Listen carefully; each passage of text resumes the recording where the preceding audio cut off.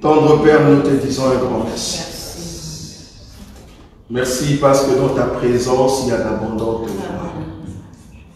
Une de fois, nos cœurs ont besoin de rester dans ta présence, afin de reconnaître ce que tu es pour nous. Prépare-nous, Seigneur, à aimer la prière, à aimer l'enseignement. C'est par cela, Seigneur, que nous serons appelés tes disciples. Ceux qui aiment demeurer dans ta présence. Demeurer, Seigneur, là où tu donnes la sémence, parce que tu es Dieu. Bénis tout un chacun de nous, que cette parole soit une parole certaine dans nos cœurs pour la seule gloire de Dieu. En ton nom, Jésus-Christ, que nous avons ainsi prié. Amen. Amen.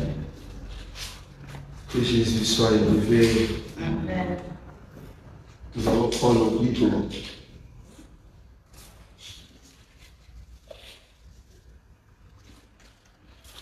Hébreux chapitre 6. Hébreux chapitre 6.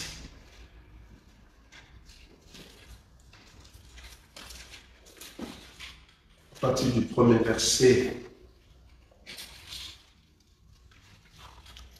C'est pourquoi, laissant les éléments de la parole de Christ, tendons à ce qui est parfait, sans poser de nouveau. Le fondement de renoncement aux œuvres mortes, de la foi en Dieu, de la doctrine des baptêmes, de l'imposition de main, de la résurrection de mort et du jugement éternel. C'est ce que nous ferons si Dieu le permet, car il est impossible que ceux qui ont été une fois éclairés, qui ont goûté les dons célestes, qui ont eu part au Saint-Esprit, qui ont goûté la bonne parole de Dieu et la puissance du siècle à venir, et qui sont tombés, soient encore renouvelés et amenés à la repentance, puisqu'ils crucifient pour leur part le Fils de Dieu et l'exposent à l'ignominie. Ça, c'est le passage clé de notre enseignement sur la marche de l'Église. Un passage que nous avons déjà commencé. Et là, maintenant, nous sommes à la troisième partie, troisième point capital de ce qu'on appelle le fondement ou doctrine. Nous parlons maintenant de la doctrine des baptêmes au pluriel. La fois passée, nous avons commencé dans l'introduction, nous avons dit que c'est quoi le baptême, nous avons défini le baptême. Pourquoi il y a un seul baptême et pourquoi ici on dit doctrine des baptêmes. Nous avons dit qu'il y a un seul baptême, c'est-à-dire mourir et ressusciter en Christ et Jésus. C'est le seul baptême. Tu ne peux pas prendre le baptême pour le mort. C'est-à-dire, s'il y a d'autres personnes, autant de disciples, autant des apôtres qui prenaient le baptême pour le mort. En d'autres termes, une personne qui est déjà morte, et que tu peux prendre un baptême pour aider la personne à retrouver la voie du Seigneur. Nous avons dit que c'est diabolique. Cela n'est pas fondé dans les Écritures. Aujourd'hui, toute personne qui meurt sans Christ, or après la mort vient le jugement, dont la personne est déjà jugée. Si la personne avait respecté la parole de Dieu, alors cette personne verra le Seigneur. Si tu n'as pas respecté la parole de Dieu, tu ne verras pas le Seigneur. Donc s'il faut prendre le baptême c'est mourir et ressusciter. Alors si tu prends le baptême pour un mort, alors que le mort ne sera pas ressuscité, toi-même, toi qui as pris le baptême pour ce mort-là, tu ne seras pas ressuscité si tu n'acceptes pas la parole de Jésus. Donc à quoi bon de prendre ce baptême-là pour ce mort? Or si nous, aujourd'hui, nous prenons le baptême d'eau qui s'identifie à Jésus étant la mort et la résurrection, c'est parce que Jésus est mort et il est ressuscité. Le fait qu'il est vivant, alors nous aussi, nous avons cette espérance que si aujourd'hui nous mourons, nous serons ressuscités. Ça, c'est le vrai baptême. Nous sommes venus dans le monde, nous allons rentrer à Christ et Jésus. Bien quand bien même je peux mourir, mais le Seigneur va me ressusciter. Pourquoi? Parce que je suis identifié à Jésus. Donc du coup, je serai ressuscité parce que je porte le baptême de Jésus-Christ. C'est très important, ce qu'on a dit la fois passée dans notre introduction. C'est très important. Alors aujourd'hui, et encore un élément, la fois passée j'avais ajouté les 3 sortes de baptêmes pour ceux qui n'étaient pas là. J'ai dit que Jésus lui-même nous a montré les 3 sortes de baptêmes. Et je suis parti même plus loin pour vous montrer les 3 sortes de baptêmes dans l'Ancienne Alliance par rapport à Israël. Je vous ai dit que Israël était baptisé d'eau, baptisé du Saint-Esprit et baptisé de quoi? Du feu. C'est-à-dire, Israël est passé sous l'eau ou les eaux du fleuve Nil ou rouge, hein, fleuve rouge, mer rouge, je confonds toujours mer et fleuve. Mer rouge, ils sont passés par là, et la Bible appelle ça dans le livre de 1 Corinthiens chapitre 10, que c'était l'image du baptême. Mais quel baptême? Baptême d'eau. Mais vous allez voir que dans les déserts, il y avait la présence de la nuée. La nuée qui accompagnait Israël. À chaque fois que la nuée s'élève, à chaque fois que la nuée bouge, Israël aussi doit bouger. Cela prouvait, parce que je vous ai montré une autre écriture, que la nuée c'était Dieu lui-même dans un corps. Ça va? Pour Israël. Donc c'était Dieu spirituel qui vit au milieu d'Israël. C'est-à-dire Israël était conduit par la nuée. La colonne de nuée. Ça va? Mais à part la colonne de nuée qui représente l'esprit de Dieu au milieu d'Israël, il y avait aussi la colonne de feu. Donc il y avait aussi la colonne de feu. La colonne de feu, c'est pour prouver à Israël, voilà, vous êtes un peuple qui doit passer par le feu, par des souffrances. La preuve, ils sont entrés dans un désert où il y avait des scorpions et de serpents. Ça prouve que vous devez passer par le feu. Ça va? Parce que nous allons en fait donner la définition du baptême du feu, baptême du Saint-Esprit. Mais aujourd'hui, nous allons entrer en détail ce qu'on appelle baptême d'eau. Baptême d'eau a commencé où? D'abord, il faut comprendre que quand on dit baptême, c'est-à-dire tu entres dans l'eau, baptême d'eau, hein, tu entres dans l'eau et tu ressors. C'est très important. Tu entres dans l'eau et tu ressors. Mais vous allez voir que Israël, pour faire des prières, il avait le système de faire des ablutions. Je ne sais pas si vous connaissez des ablutions. Des ablutions, c'est quoi? C'est-à-dire, s'ils veulent faire une prière, ou soit s'ils veulent se purifier, ils vont prendre de l'eau, ils purifient leur corps. C'est-à-dire, ça, c'est l'image un peu de ce qu'on appelle baptême. C'est-à-dire, prendre de l'eau et se purifier. Vous voyez ça? Tu prends de l'eau et tu te purifies.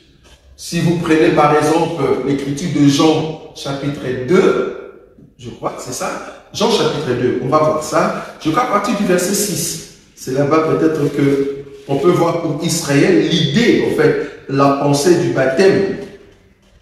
C'est au fait de purifier les corps.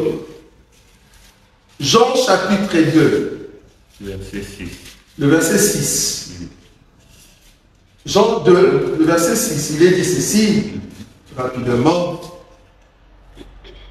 Or, oui, or, il y avait là 6 vases de pierre destinés à quoi? Aux purifications de Juifs et contenant chacun 2 ou 3 mesures. Le purification de Juifs veut dire un juif qui veut prier, il faisait des ablutions. Des ablutions, c'est-à-dire il veut nettoyer son corps. Est-ce qu'il y a encore un autre verset qui parle de cette pensée? Oui. Jean chapitre 13. Jean chapitre 13. Qu'est-ce qu'il est dit là-bas? On va voir la pensée d'un juif. Un juif qui n'avait pas encore reçu Christ totalement parce qu'il était encore un converti. Tout ce que Jésus disait, il les comprenait étant juif. Parce qu'il n'était pas encore converti, c'est tout à fait normal. Jean chapitre 13. Jean chapitre 13, le verset 9. Le verset 9. Simon-Pierre lui dit, Seigneur, non seulement le pied, mais encore le main et la tête. Parce qu'il est parti dans l'idée de l'ablution. Vous voyez ça? L'ablution, c'est quoi? Je lave le pied, je lave le mien le mets, pardon, et je lave la tête. C'est exactement ce que les musulmans font. Exactement. On appelle ça ablution. Donc, ablution, c'est quoi? C'est avoir dans l'idée de nettoyer sa chair. Ça va? Israël avait aussi cette sorte ou cette manière de faire des ablutions. Pourquoi je dis Israël? Peut-être tu vas me demander quel verset où tu trouves vraiment que Israël faisait, où il y avait une loi sur les ablutions. Je vais donner une écriture. Remarquez ici. Je prends Hébreu. Hébreu, chapitre. Quelle est l'écriture noir sur blanc qui me prouve que Israël faisait des ablutions? Hébreu, chapitre 9. Hébreu 9. Je commence à partir du verset 8. Remarquez. Le Saint-Esprit montrait par là que le chemin du lieu très saint n'était pas encore ouvert, tant que le premier tabernacle subsistait. C'est un symbole pour les temps présents. Il signifie que le don et sacrifice présentés ne peuvent rendre parfait sous les rapports de la conscience celui qui rend ses cultes.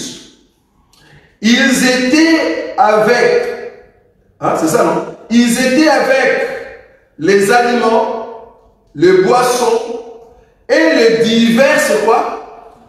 Ablutions. Diverses ablutions, des ordonnances charnelles imposées seulement jusqu'à une époque de réformation. Regardez le verset 11. Mais Christ est venu comme souverain sacrificateur de biens à venir. Il a traversé le tabernacle le plus grand et plus parfait, qui n'est pas construit de main d'homme, c'est-à-dire qui n'est pas de cette création. Donc on voit ici qu'on fait la comparaison des deux tabernacles. Tabernacle de Moïse, que Dieu a donné comme loi, et tabernacle qui est Christ lui-même. Le tabernacle que Moïse a construit, il y avait de lois et de préceptes. Dans les lois et de préceptes, parmi ces ordonnances, il y avait une ordonnance qui était de faire des ablutions. C'est ce qu'on voit ici. Maintenant, l'auteur des Hébreux, il va comparer au fait ce tabernacle de Moïse par rapport au véritable tabernacle qui est Christ. Donc, il nous montre ici que les ablutions faisaient partie des ordonnances des enfants d'Israël qui devaient mettre en pratique. Ça va? Et l'ablution, c'est quoi? C'est laver au fait son corps, c'est purifier avant de faire une prière. Maintenant, c'est dans cette idée-là, qu'on peut se dire que les baptêmes, c'est aussi les baptêmes d'eau. Les baptêmes d'eau, c'est aussi laver au fait nos saletés. Pas le corps, mais purifier notre conscience. Vous voyez? Donc si l'idée de l'ablution, c'était d'abord de laver leur corps, les baptêmes de Jésus lavent l'homme de sa conscience. Maintenant, il faut que tu puisses faire un témoignage. Les témoignages, ça a commencé avec Jean-Baptiste, parce que le baptême de Jean-Baptiste, c'était le baptême qui amenait le peuple vers la repentance. Est-ce que vous voyez ça? Le peuple devait se repentir de leurs péchés. Jean-Baptiste étant un prophète, il a été envoyé pour dire aux Israélites, aux Juifs, vous devez vous repentir de votre voie. Repentez-vous, car le royaume des cieux est proche. C'est ce qu'il prêchait. Il prêchait quoi? Le royaume des cieux. Avant de voir le royaume des cieux qui arrive, parce que le royaume des cieux, c'est tout un homme. Il dit à Israël, repentez-vous, car le royaume des cieux est proche. Or, le royaume des cieux, c'est tout un homme qui était proche d'Israël. Est-ce que vous voyez ça? Or, toi, Israël, tu ne peux pas aller vers le royaume des cieux qui est proche si tu ne te réponds pas par rapport à mon baptême. Donc, les baptêmes des gens, c'était les baptêmes de la repentance. Nous allons lire ça. Je vais prendre l'écriture. Remarquez. Les baptêmes de Jean. Je suis dans le livre dans le livre des Actes des Apôtres. Actes des Apôtres. Actes des Apôtres. Actes des Apôtres, chapitre 13. Là, c'est noir sur blanc. Actes des Apôtres, chapitre 13. Je prends une écriture ici. 24. Le verset 24, oui, c'est juste. Oui, le verset 24. Il est dit ceci. Le verset, attends, là je suis 14, non, c'est 24. Avant sa venue, Jean avait prêché le baptême de repentance à tous les peuples d'Israël. Jean avait prêché le baptême de repentance à tous les peuples d'Israël. Est-ce qu'on est d'accord? C'était le baptême de repentance pour Israël. Or, un enfant de Dieu aujourd'hui, tu ne peux pas prendre le baptême de Jean. Parce que le baptême de Jean, c'était pour le juif. Si un juif reçoit ce baptême, alors il peut aller vers le royaume des cieux qui était proche.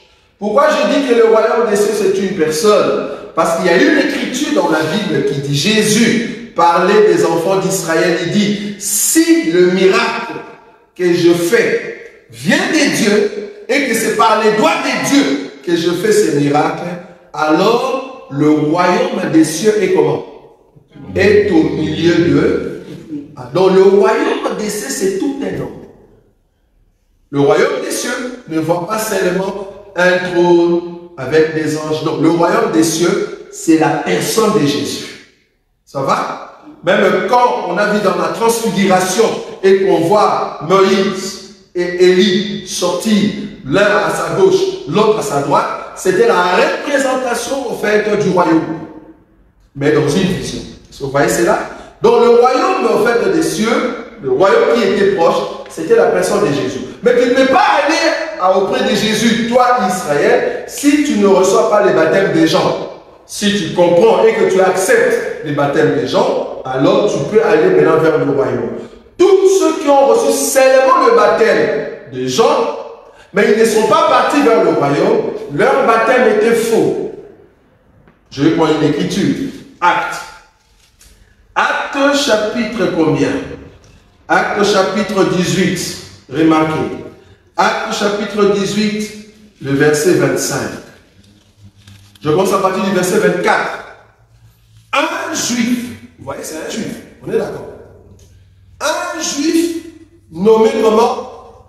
Apollos, originaire d'Alexandrie, originaire d'Égypte. Est-ce qu'on est d'accord? Parce qu'il vivait à Alexandrie, il vivait en Égypte, originaire d'Afrique, je souligne ça. Il est originaire de l'Afrique. Ça va? Voilà, originaire d'Afrique ou d'Alexandrie, homme éloquent et versé dans les Écritures, vers à Éphèse. Quand on dit versé dans les Écritures, l'écriture en question, ce n'est pas Matthieu, Marc, Luc, Jean, non. C'est pas ça. Quand on dit versé dans les Écritures en question, c'est au fait la Torah. Est-ce qu'on est d'accord? C'est parce qu'au temps où les apôtres écrivaient, où Luc écrivait ses livres ici, il n'y avait pas épître de Marc, épître de Matthieu, épître de Jean, non, il n'y avait pas. 1 Corinthiens chapitre, il n'y avait pas. C'était la Torah. Donc quand on dit que quelqu'un était versé dans les Écritures, c'est-à-dire quelqu'un qui lisait la parole de Dieu et qui avait la connaissance de la Torah. Est-ce qu'on est d'accord? Il connaissait la loi. Maintenant, quand il prêchait et qu'il a accepté Jésus, il voyait maintenant Jésus dans les Écritures de la Torah. Est-ce que vous voyez ce que je dis? Donc quand il prêchait, étant éloquent, on a dit qu'il était éloquent. Comme il était éloquent, il prêchait Jésus dans les Écritures dans l'Ancienne Alliance. C'est pour cela que je dis, pour nos frères qui ne veulent pas lire l'Ancienne Alliance, disant l'Ancienne Alliance c'était pour les Juifs. Moi, je vais prêcher seulement Jésus dans la Nouvelle Alliance. Je ne veux pas expliquer l'Ancienne Alliance. Tu n'as pas encore compris Jésus. Si tu ne vois pas Jésus dans l'Ancienne Alliance, ferme ta Bible. Ferme ta Bible. Parce que tu n'as pas vu Dieu. Pour comprendre Jésus, il faut nous expliquer l'ancienne alliance. La Torah ou le Torah. Il faut nous expliquer là-bas. Comment est-ce que Ésaïe exprime Ésaïe 40? Vas-y, explique-nous. Qu'est-ce que toi tu comprends par lamentation?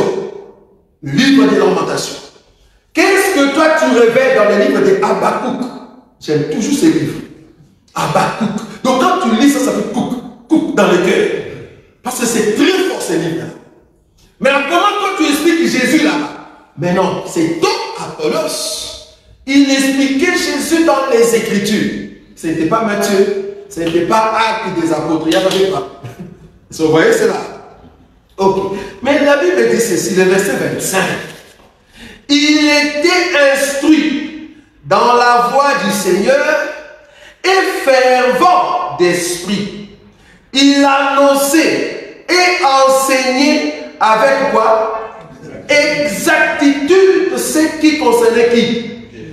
Qui concernait Jésus, bien qu'il ne connaisse que le baptême de qui? Ah. Donc bien qu'il était éloquent, il nous prêchait avec exactitude. Quand on dit exactitude, quand il ouvre les livres d'Ésaïe, il nous prouve que c'est Jésus. Est-ce que vous voyez ça? Mais le problème, il lui manquait quelque chose. Qu'est-ce qui lui manquait? Le royaume. Parce que les baptêmes des gens, c'était la repentance pour aller vers le royaume qui était proche. Bien sûr, tu expliques Jésus, mais étant donné que c'est Jésus-là, tu ne sais pas en fait aller là-bas, et où ça tu ne connais que les baptêmes de Jean, alors il y a un petit souci. Il faut que quelqu'un t'aide pour te montrer maintenant le royaume. Remarquez la suite. 26. Il s'est mis à parler librement dans la synagogue. Aquilas et Priscille, l'ayant entendu, le prirent avec eux et lui exposèrent plus exactement quoi? La voie des dieux veut dire le chemin des dieux, veut dire la route qui mène vers le royaume. Est-ce que vous avez vu ça ou pas? Tu peux expliquer Jésus, mais si tu n'es pas encore sur la voie, toi tu penses être dans la voie, mais si tu n'es pas sur la voie, donc il faut qu'il y ait quelqu'un qui va t'aider à aller là-bas. Il y a beaucoup qui ont pris cette écriture pour dire que la femme peut prêcher. Ils ont dit cette écriture. Tu vois, dans cette écriture, tu vois bien qu'il y a une femme qui prêche. Mais la Bible dit ici, ils l'ont pris à côté. Toi, tu n'as pas vu à côté vraiment. Quand on dit ils l'ont pris à côté, ça peut aussi être aussi, ils l'ont pris jusque chez eux, dans leur maison. Ça peut être aussi, ils l'ont pris à côté, ils sont entrés dans une salle et on commence à lui expliquer. Nous ne sommes pas contre qu'une femme puisse prêcher. Le problème est que la femme ne peut pas enseigner, prêcher dans l'assemblée de salle. Ça, c'est différent. Or, quand ils ont pris, au fait, Aquilas, Apollos, pardon, des côtés, Priscille et Aquilas, c'est ça, non? Quand ils ont commencé à expliquer, nous sommes convaincus, selon l'enseignement, que c'était l'homme qui a présenté l'enseignement. Pourquoi? Parce que l'enseignement était donné à l'homme, même si là-bas ce n'est pas l'assemblée, mais nous croyons que c'est Aquilas qui a porté au fait l'enseignement. Même si la femme pouvait donner ou dire un mot, mais nous croyons que c'est Aquilas qui a porté l'enseignement. Quand bien même que ce n'est pas dans une assemblée, là-bas la sœur pouvait dire quand même quelque chose. Pourquoi? Parce que ce n'est pas dans l'assemblée des saints. De la même manière que la femme samaritaine a dit aux autres, venez voir. Or, le venez voir, ce n'était pas encore une assemblée. Pour qu'il y ait une assemblée, il faut qu'il y ait la présence de Jésus. Quand ils sont venus tout près de Jésus, la femme n'a plus parlé. Vous voyez la différence? La femme est partie pour parler là-bas, mais il n'y a pas Jésus parce que la femme n'avait pas Jésus. Il faut que ces gens-là viennent maintenant vers Jésus. C'est là-bas qu'ils ont dit, nous l'avons écouté, nous n'avons pas cru parce que toi tu nous as dit. Mais nous avons cru parce que lui-même nous a parlé. Vous voyez cela? Donc la femme samaritaine n'a pas au fait enseigné. Pourquoi? Parce qu'il n'a pas les droits. Ça va? Donc tu ne peux pas prendre cette écriture pour dire que la femme peut enseigner. Bon, ce n'est pas notre enseignement. Donc ici nous voyons qu'il y a aussi les baptêmes de Jean. C'est aussi un baptême. À part les ablutions, il y a aussi les baptêmes de Jean. Donc il y avait d'autres personnes en Israël qui n'avaient que le baptême de Jean. Or, les baptêmes des gens au temps de Jésus, si tu veux être chrétien, si tu veux te conformer à la parole de Dieu, suivre Jésus, les baptêmes des gens n'est pas suffisant. N'est pas suffisant. Pourquoi? Actes des apôtres, chapitre 19. Actes des apôtres, chapitre 19. Actes des apôtres, chapitre 19, le verset 1er, je descends. Tout à l'heure, on vient de lire déjà chapitre 18. Apollos qui ne connaissait que le baptême de Jean. Regardez, remarquez ici. Pendant qu'Apollos était à Corinthe, Paul, après avoir parcouru le haute province de l'Asie, arriva à Éphèse. Ayant rencontré quelques disciples, il leur dit: avez-vous reçu le Saint-Esprit? Quand on dit ayant rencontré quelques disciples, ils étaient disciples de qui? Ils étaient disciples de qui? Non. Ayant rencontré quelques disciples, c'était les disciples qui croyaient marcher au fait dans la voie de Jésus. Ils étaient avec les autres qui priaient, soit disant nous prions Jésus. Eux aussi étaient là. Mais ils étaient là, mais dans leur cœur, ils savent que nous n'avons que le baptême des gens. Et nous croyons au baptême des gens. Votre baptême là de Jésus, nous, non, nous on a reçu le baptême des gens. Mais ils étaient parmi les disciples.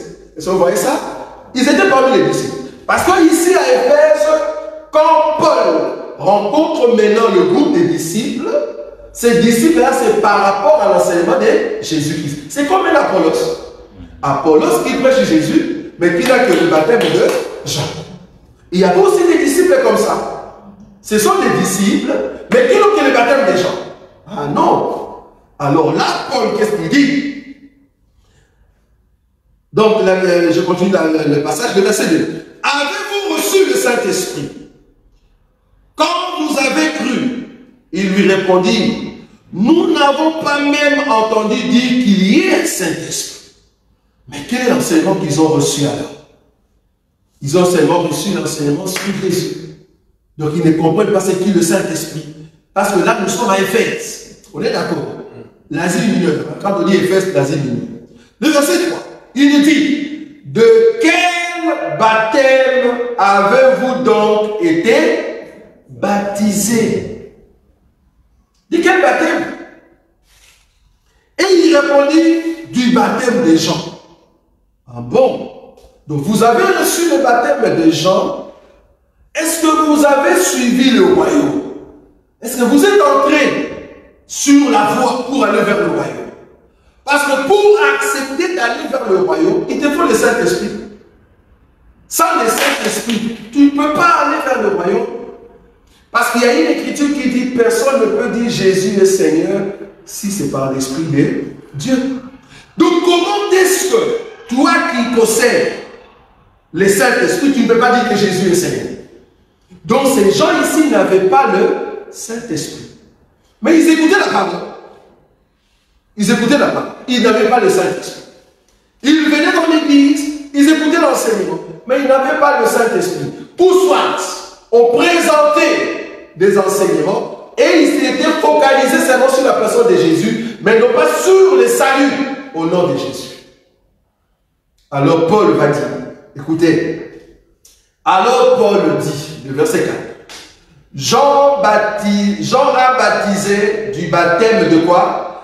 Des repentances, disant au peuple de croire en celui qui venait après lui, c'est-à-dire en Jésus. Donc vous, le fait que vous avez seulement reçu le baptême de Jean, vous avez la repentance, mais il faut croire. Il faut croire en Jésus. Si vous ne croyez pas en Jésus, ça ne va pas. Si vous croyez en Jésus, vous allez à Jésus, vous abandonnez vos péchés là-bas, ok, là il va vous sauver, alors vous aurez son esprit. Et la Bible dit dans le verset 5, sur ces paroles, en d'autres termes, sur cette exhortation, est-ce que vous voyez ça? Ils ont reçu une exhortation de la part de Paul. Sur cette exhortation, sur ces paroles, c'est au pluriel. Vous avez vu, non?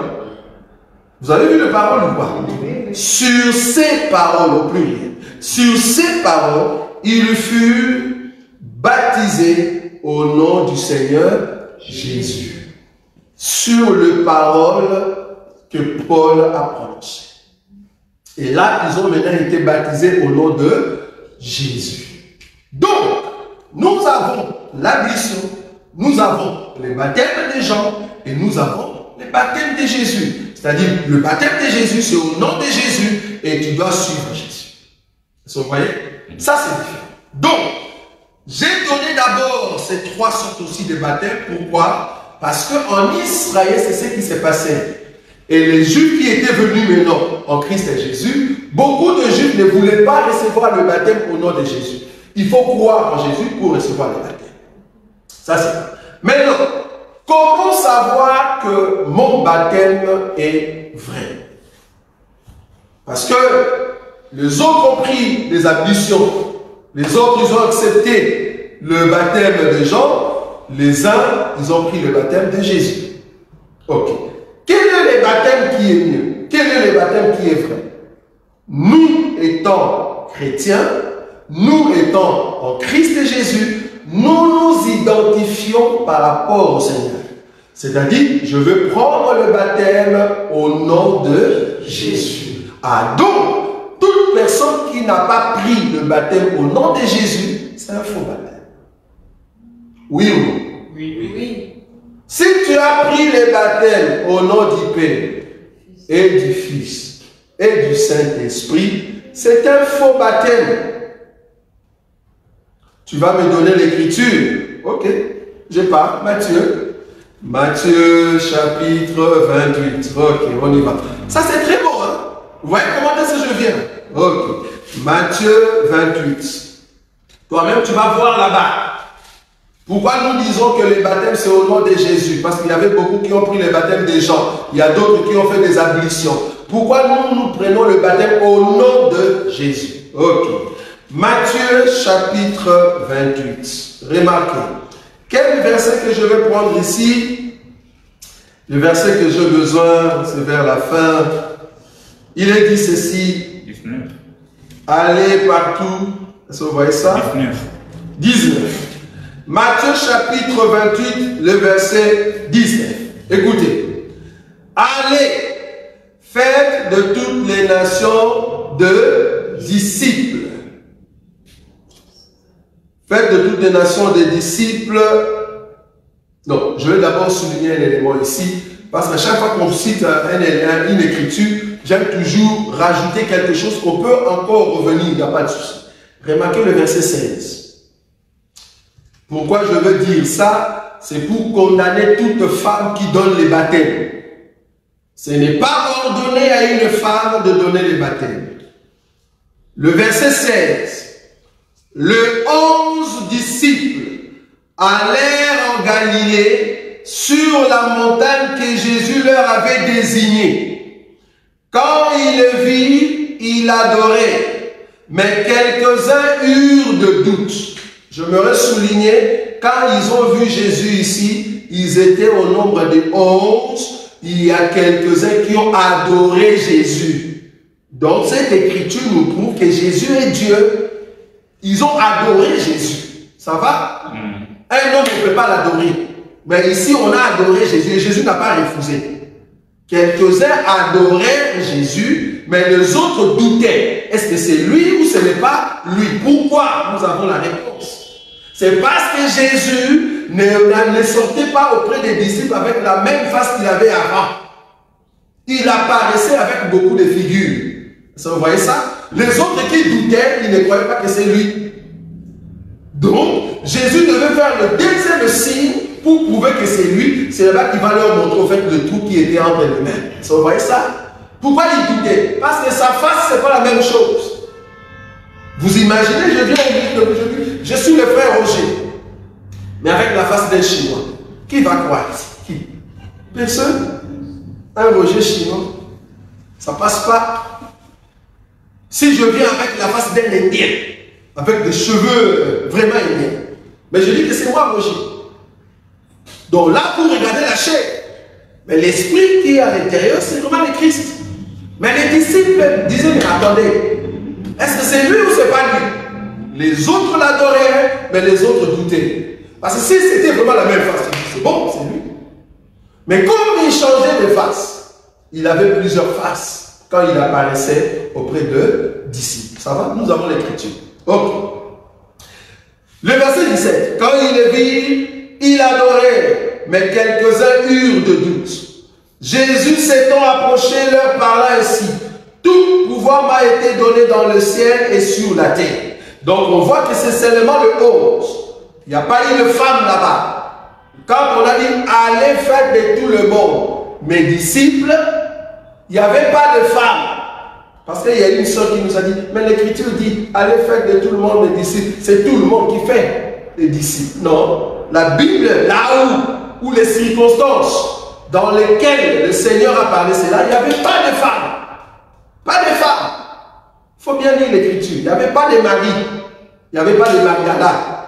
Parce qu'il y a d'autres qui vont dire, non, c'était tous les disciples. Non, c'était les 11. La Bible l'a très bien dit. Allez, faites de tout le monde des disciples. Faire veut dire enseigner. Allez enseigner tout le monde, qu'ils soient des disciples. Ceux qui vont écouter votre enseignement, alors il faut les baptiser.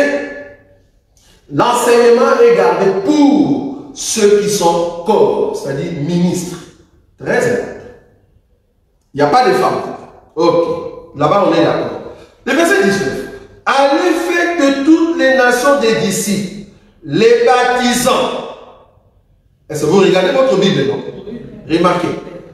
Les baptisant au nom. Remarquez les noms. On a mis S là-bas. Est-ce qu'on a mis S ou pas? Non. Il y a S chez vous? Non.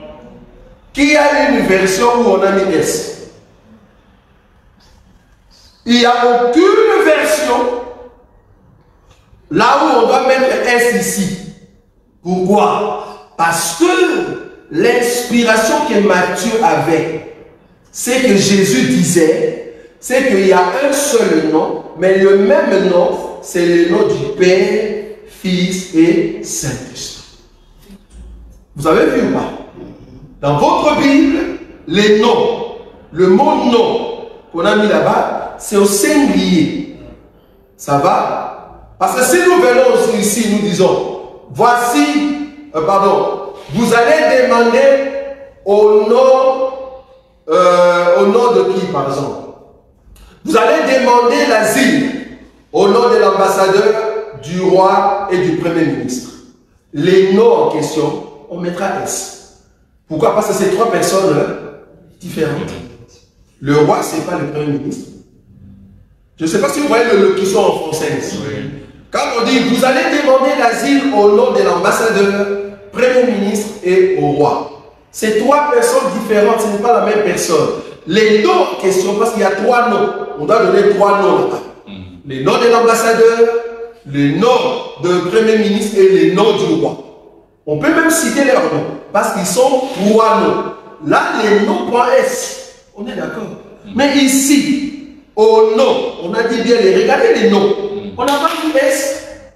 Donc cela veut dire, quand Jésus disait au nom du Père, Fils, Saint-Esprit, il y a eu une révélation. Pourquoi on n'a pas mis S?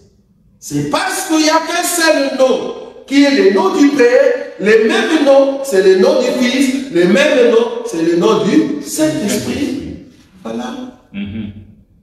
Il n'y a de salut en aucun autre nom, car il y a sous le ciel aucun autre nom qui nous a été donné par lequel nous devions être sauvés. Il y a quel nom?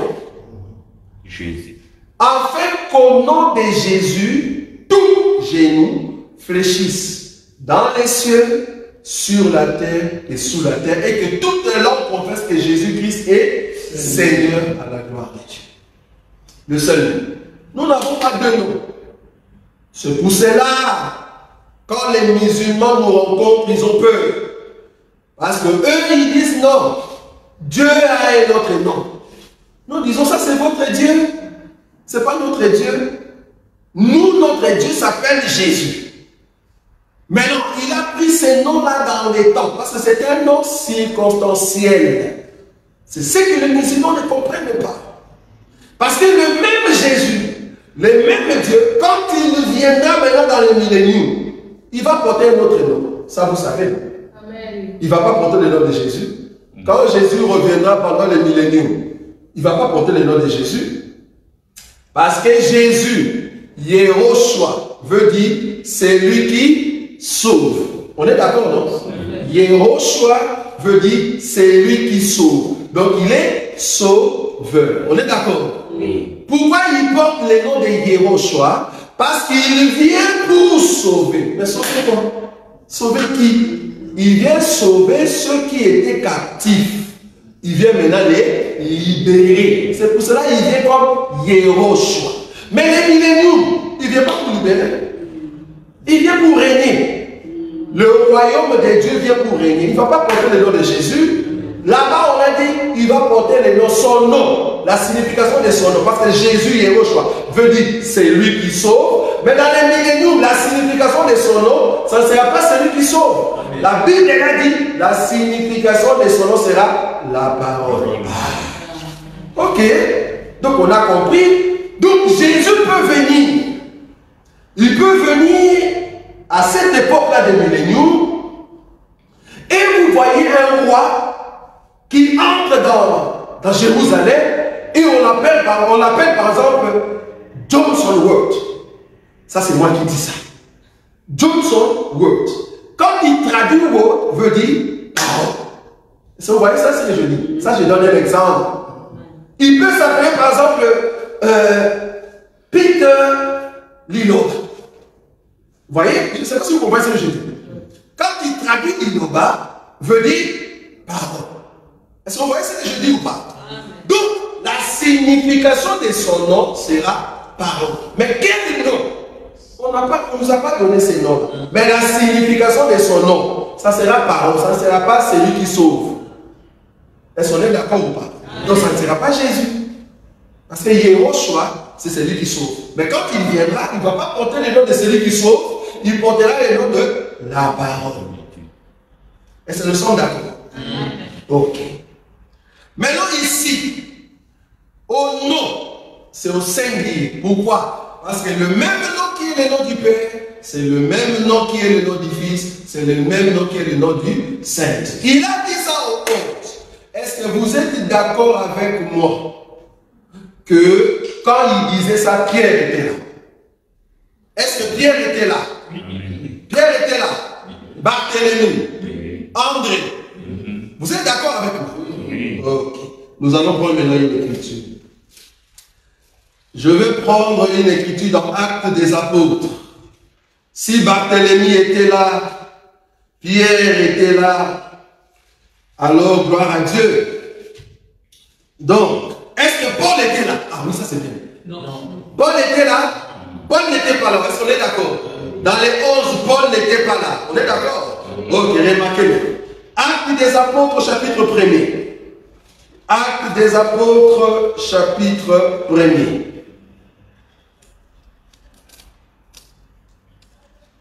Actes des Apôtres, chapitre 1er.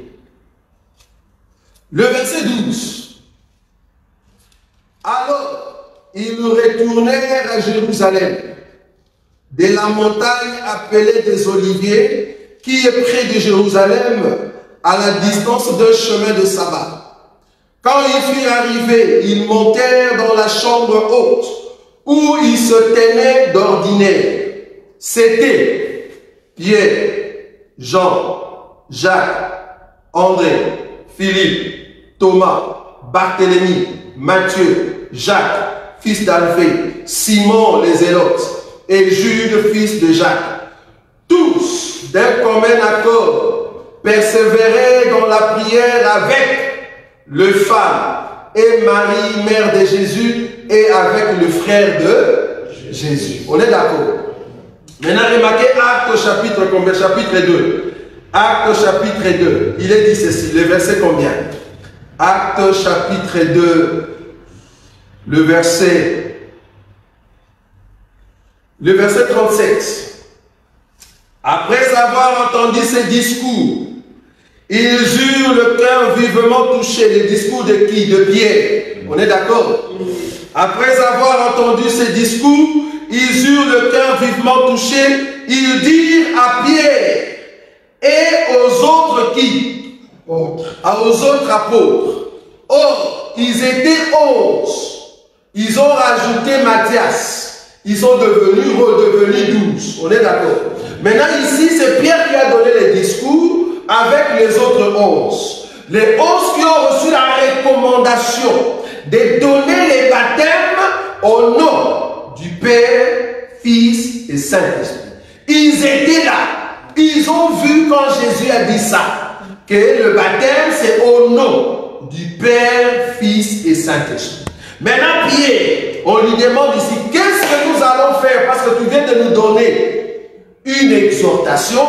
Qu'est-ce que nous allons faire? Le verset 38.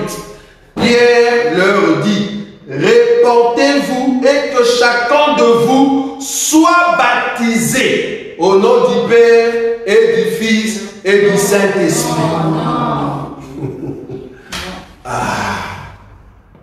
Au nom de qui? Jésus. Un seul nom qui nous a été donné des cieux, quand on dit Père, Fils ou Saint-Esprit, Pierre, comme il a déjà reçu le Saint-Esprit. Est-ce que vous voyez ça? Oui. Il a déjà reçu le Saint-Esprit. Or, Jésus avait dit, quand le consolateur viendra, il vous rappellera tout ce que je vous ai dit. Il vous enseignera. Ah, ok. Comme maintenant, toi, Pierre, tu as reçu le Saint-Esprit, tu sais maintenant comment, qu'est-ce qu'on appelle au nom du Père, Fils, Saint-Esprit. Père, Fils, Saint-Esprit veut dire Jésus-Christ. Est-ce que vous voyez ça? Amen. Ok. Deuxième écriture. Parce que ici, Paul n'était pas là. Ok, Paul n'était pas là. Je vais prendre une écriture ici. Actes des Apôtres. Chapitre combien? 19. Actes des Apôtres, chapitre 19. Le verset qu'on vient de lire tout à l'heure, le verset 3. Il nous dit, de quel baptême avez-vous donc été baptisé? Il répondit, du baptême de Jean. Alors Paul dit, Jean a baptisé du baptême de repentance, disant au peuple de croire en celui qui venait après lui, c'est-à-dire en Jésus. Sur ces paroles, ils furent baptisés au nom du Seigneur Jésus. Qui a enseigné à Paul que les baptêmes, ce n'est pas au nom du Père et du Fils et du Saint-Esprit, mais c'est au nom de Jésus, le Saint-Esprit.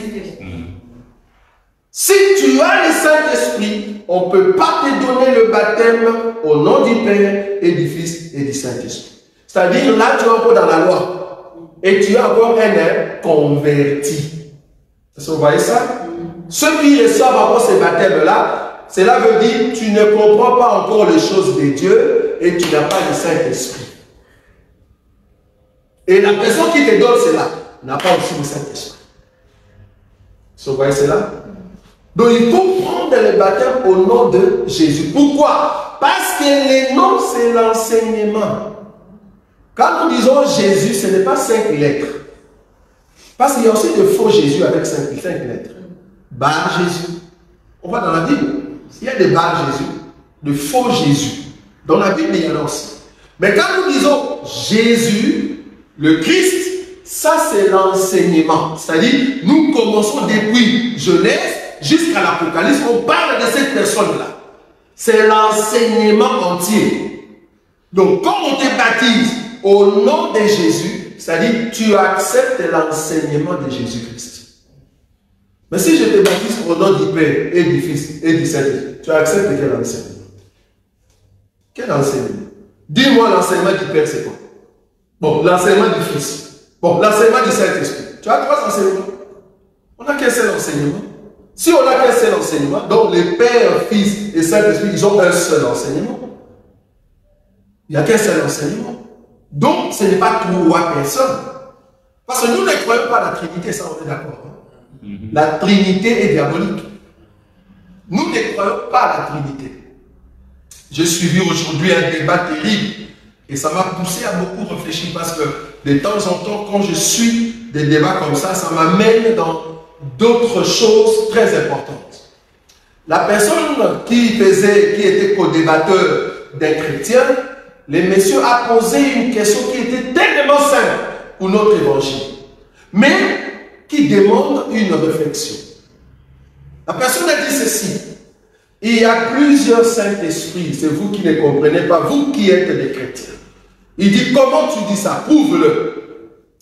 Il dit: vous les chrétiens, vous dites que quand Jésus était là, le Saint-Esprit n'était pas encore là.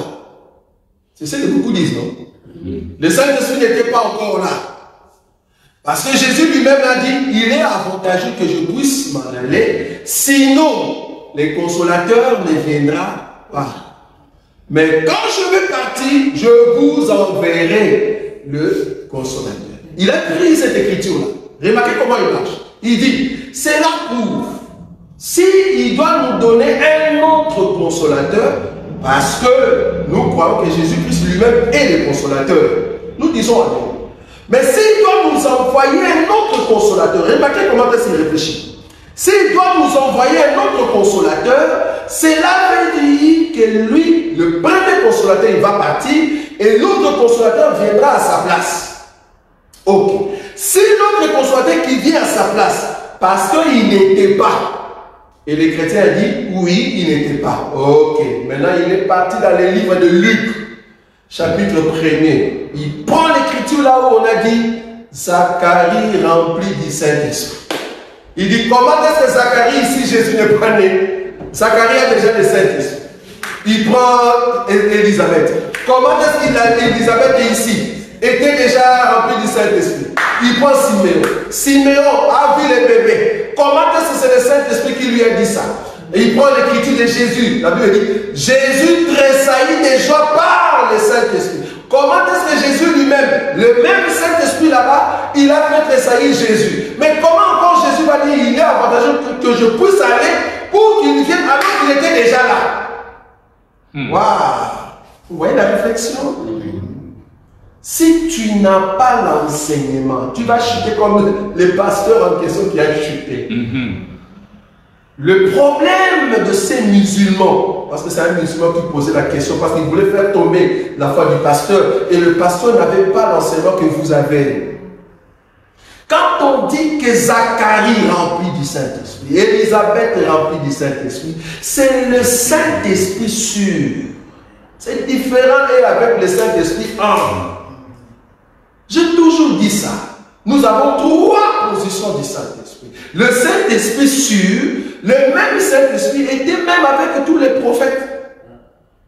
Parce que si tu as le Saint-Esprit un, tu n'as plus besoin de Jésus parce que tu l'as déjà. Mais tous les prophètes avaient le Saint-Esprit sûr. Or, si tu as seulement le Saint-Esprit sûr, cela ne te donne pas l'accès pour entrer au ciel. C'est pour cela que tous les prophètes devaient attendre. Bien qu'ils avaient le Saint-Esprit sûr, ils devaient attendre jusqu'à ce que Jésus va mourir pour dire que vous êtes, vous ici, vous tous qui avez le Saint-Esprit sûr, vu que vous faites partie des enfants de ce que Dieu avait prévu, allez maintenant dans les seins d'Abraham. Zacharie avait le Saint-Esprit sûr. Élisabeth avait le Saint-Esprit sûr. C'est pour ça qu'ils ont prophétisé. Mais est-ce qu'ils avaient le Saint-Esprit un? Non. Jésus était la plénitude. Était la plénitude de l'Esprit. Maintenant, quand on dit qu'il va partir, c'est parce qu'en partant, il revient comme un esprit. Pour commencer maintenant à habiter dans la vie de tout un chacun. Un. Pas sûr. Un. Parce qu'il est la parole. Et dans la parole, il doit habiter en nous. C'est pour cela que le Saint-Esprit, quand il viendra, il nous rappellera. Il était où pour entendre toutes les paroles de Jésus? Parce qu'il n'était pas présent avec nous. Parce que eux, ils disent, plus grave encore, une abomination, ils ont dit que le Saint-Esprit, c'est Mahomet. J'ai dit, messieurs, il fallait les tuer. Parce que si Mahomet, c'est lui le Saint-Esprit, le consolateur, on a dit le consolateur demeurera avec nous éternellement. Mais votre Mahomet est mort. Or, le consolateur demeure éternellement avec nous. Alors que Mahomet est mort. Vous voyez? Donc là, dit pour les messieurs, Ils ne voient même pas ce qu'on appelle le Saint-Esprit qui sera en nous. Mais ils voient seulement le Saint-Esprit qui sera sur nous. Et puis le messager dit, oui, c'est vrai, Zacharie avait le Saint. Et il ne sait pas comment défendre. Vous voyez, c'est parce que tu n'as pas l'enseignement. Ce que nous donnons ici, ça va vous donner la force d'affronter n'importe qui. Les enseignements que nous donnons ici. Si seulement tu le médites, tu le reprends et que tu poses des questions, je vous dis, tu es fort. Très fort. Écoutez, dans Actes chapitre 19, donc là nous voyons que c'est au nom de Jésus-Christ. Pourquoi? Parce que Jésus, c'est tout l'enseignement. La totalité de l'enseignement. C'est ça, le Saint-Esprit en nous. Est-ce que vous voyez ça? Le Saint-Esprit en nous. Maintenant, comme nous avons le Saint-Esprit en nous, vouloir ou pas, si tu le mets en pratique, la parole de Dieu, c'est parce que c'est le Saint-Esprit qui va commencer à marcher avec toi. Et jusqu'à ce qu'il va te faire entrer au ciel. Donc le Saint-Esprit sur nous, le Saint-Esprit en nous, le Saint-Esprit avec nous. Nous prêchons toujours ça. Très important. Premier élément, j'ai dit ici, pour savoir que ton baptême est vrai, il faut que le baptême soit au nom de Jésus. Si tu as reçu le baptême au nom d'un prophète, au nom d'un père spirituel, au nom du Père et du Fils et du Saint-Esprit, c'est un faux baptême. Il y a même d'autres qui sont plus courageux, ils sont partis trop loin. Ils ont donné au nom, je te baptise, au nom du Père et du Fils et du Saint-Esprit, au nom de Jésus. Il te fait entrer dans le. J'ai dit, messieurs, pourquoi compliquer les choses? Pourquoi compliquer les choses? Dis seulement au nom de Jésus. Plus grave encore, or, nous croyons que le baptême, c'est la mort et la résurrection. Il y a des gens qui vont te baptiser, ils te font entrer 3 fois. Pour la Trinité. Père, Fils, Saint-Esprit. Ils te font entrer 3 fois. Au nom du Père et du Fils et du Saint-Esprit. Si tu vois un tel pasteur, appelle-moi. Nous allons venir, nous allons dire, les criminels qui ont bombardé l'aéroport des Aventelles, ils ne sont pas coupables que toi. Comment tu peux tuer une personne 3 fois, frère? Parce que le baptême, c'est tuer une personne, oui ou non? Oui. Comment toi, tu peux massacrer une personne 3 fois? Tu le fais entrer. Au nom du Père. Là, tu as déjà tué, non? Et du Fils, et du Saint. Donc, tu as tué 3 fois. Donc, ton baptême, là, est faux. Ah, donc, on comprend que le deuxième élément qui prouve que ton baptême est vrai, nous regardons les modèles. Vous voyez ça? D'abord, l'enseignement. Il faut que l'enseignement soit juste, c'est-à-dire au nom de Jésus. Deuxième élément, les modèles. Le modèle du baptême est très important. Tu ne peux pas entrer 3 fois dans l'eau. On n'entre qu'une seule fois. Parce qu'on meurt qu'une seule fois. Il y a d'autres qui vont dans des modèles bizarres. Quel modèle? Ils vont te donner le baptême dans une piscine. Le baptême dans la Bible, comme c'est la doctrine, il faut suivre ce que la doctrine a dit. Il y avait des piscines en Israël, mais il n'y a aucun disciple qui a donné le baptême dans une piscine. Pourquoi? Parce qu'une piscine, ce n'est pas de l'eau vivante. Une piscine, c'est une quantité d'eau que l'homme va mettre dans un récipient. Il n'y a pas de source. Ce n'est pas une eau qui vit. C'est au fait que l'eau qu'on a enfermée quelque part. Donc tout ce qui entre là-bas, reste là-bas. Or, l'idée du baptême, quand tu entres, ça doit couler. Ça doit passer. Tes péchés ont été lavés. Même l'ablution. Quand tu fais l'ablution, on ne remet pas l'eau dans la cruche. Tu prends l'eau dans la cruche quelque part, tu laves et tu jettes. Tu prends l'eau, tu laves le main et le pied et tu jettes. Tu ne remets pas l'eau dans la cruche. Vous voyez? Pourquoi? C'est comme si tu remettais de la saleté à l'intérieur. Ça, c'est vraiment la doctrine. Donc, même les baptêmes, tu ne peux pas prendre dans une piscine. Pourquoi? Il n'y a pas la source. Or, la présence de la source fait que l'eau en question devient une eau vivante. Dans la Bible, remarquez, toutes les écritures, là où on a donné les baptêmes, ils ont donné les baptêmes là où il y a l'eau vivante. Fleuve, rivière, océan, mer, ce sont des eaux vivantes. C'est-à-dire il y a une source. Pas une sorte de piscine, non. Il faut qu'il y ait une source. Donc le modèle, c'est ça, très important. Donc les modèles, il ne faut pas que tu entres 3 fois. Il ne faut pas que ça soit dans une piscine. Non, j'ai même vu d'autres qui ont donné des baptêmes sous les drapeaux. Il y a même d'autres qui donnent les baptêmes, tu dois passer sous ses pieds. Il y a d'autres qui donnent les baptêmes, il doit te cracher dessus, il met de l'eau. Il met de l'eau, il te crache dessus, il appelle ça le baptême. On dit, ce n'est pas des baptêmes ça. Il y a d'autres qui passent par le feu. Ça, ce n'est pas des baptêmes. Le baptême, on doit voir le modèle. Donc, il y a le deuxième élément, c'est-à-dire, premièrement, il faut que l'enseignement soit juste. Or, l'enseignement, c'est le nom de Jésus.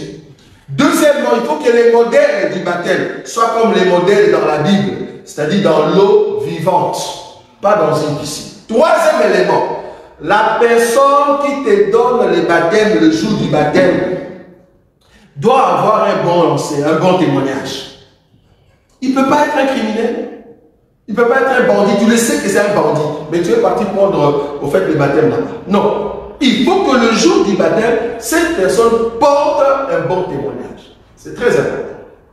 Pourquoi je dis ça? Pourquoi je martèle le jour du baptême? Pourquoi? Parce que Judas aussi a donné le baptême.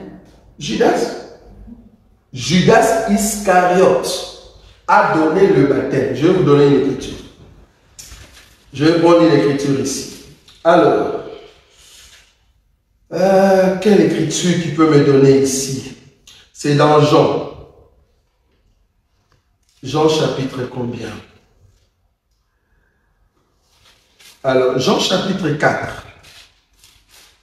Jean chapitre 4. Jean chapitre 4. À partir du premier verset, il est dit ceci. Les seigneurs sut que le pharisien avait appris qu'il faisait et baptisait plus des disciples que Jean. Vous avez vu ça? Toutefois, Jésus ne baptisait pas. Vous avez vu ça? Lui-même. Mais c'était qui? Ses disciples. C'était ses disciples.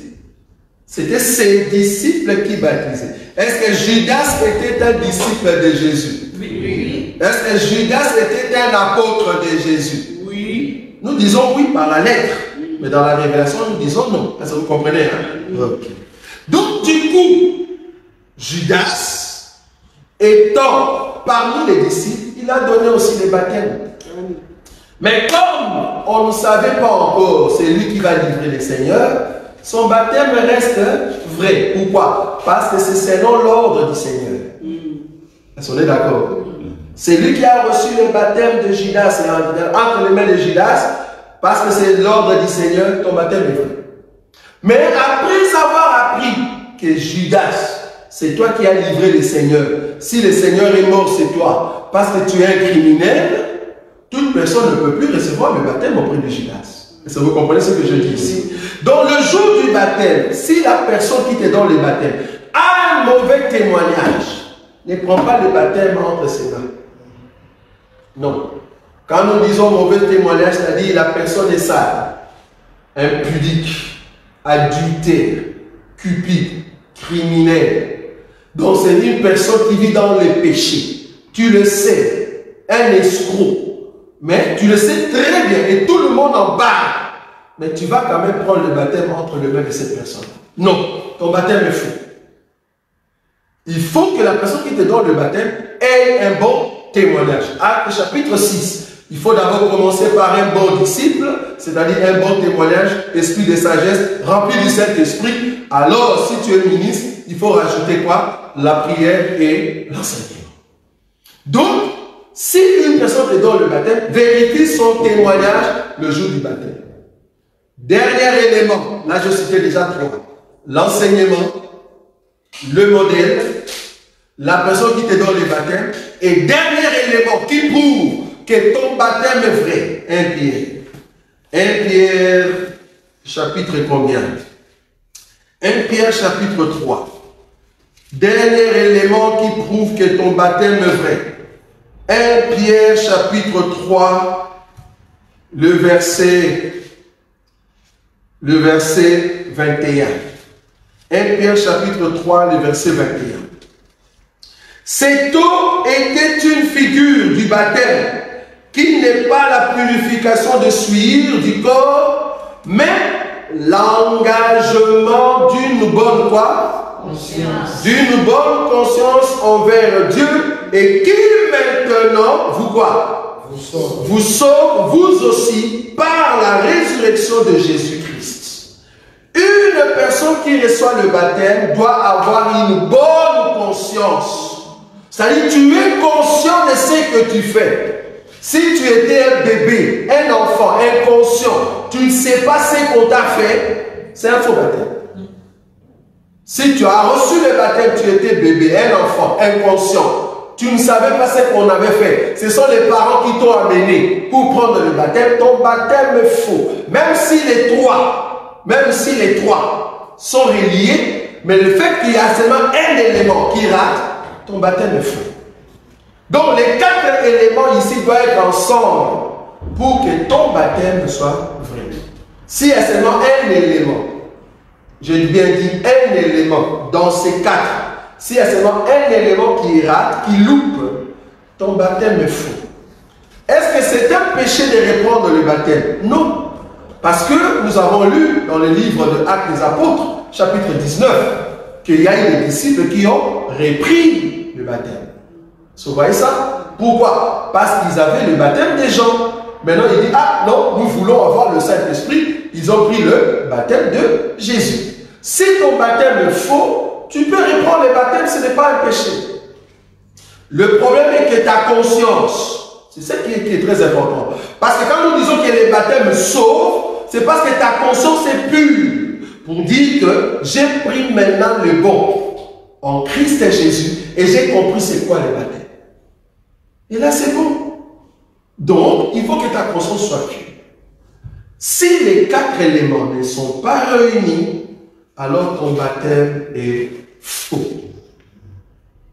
Prochainement, nous viendrons ici. Vous avez le droit de poser des questions. Ça sera le mercredi prochain. Nous serons déjà en plein de notre programme que nous avons mis en place de 70 jours. Nous allons passer 70 jours dans une discipline spirituelle.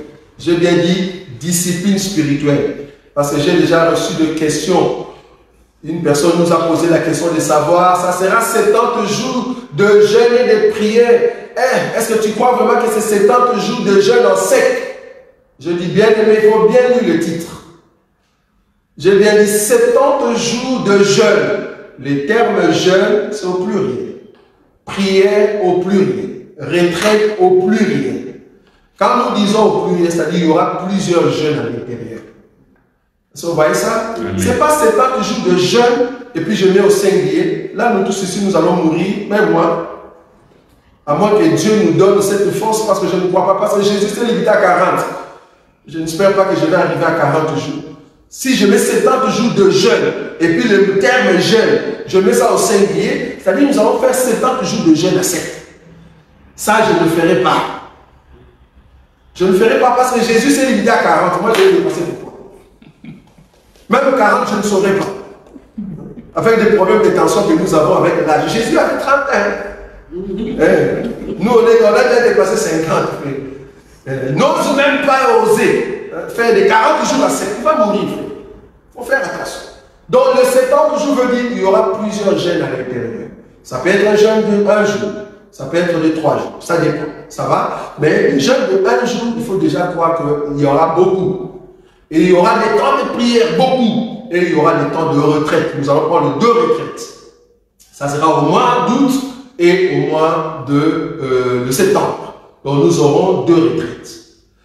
Et pour le baptême ici en Belgique, à Bruxelles, ça sera le 26. Le 26 août, nous aurons notre service de baptême.